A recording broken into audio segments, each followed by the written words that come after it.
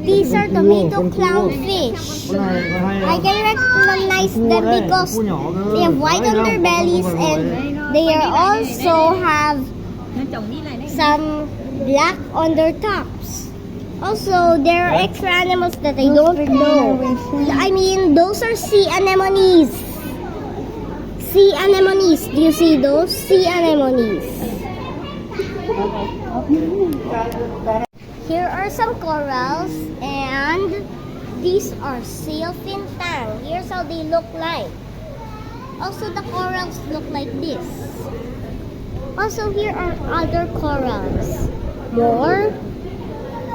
And also, they like to hide on the safe and dark spots. Here is a mix of all the alive fishes that we've seen so far. Here, you can see it all right here.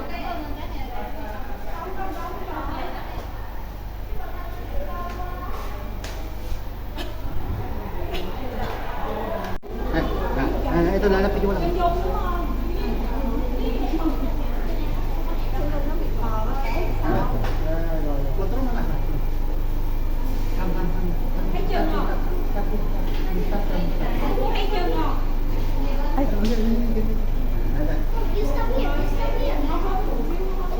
These are tomato clownfish. I can recognize them because they have white underbellies and they are also have some black undertops.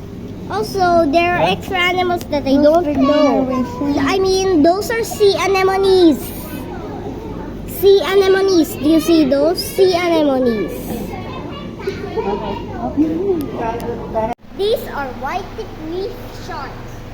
I can recognize them because they have 5 gills, big eyes, and have teeth, and are a bit small, and also have 2 dorsal fins, and the tail like this. These are red coat fish.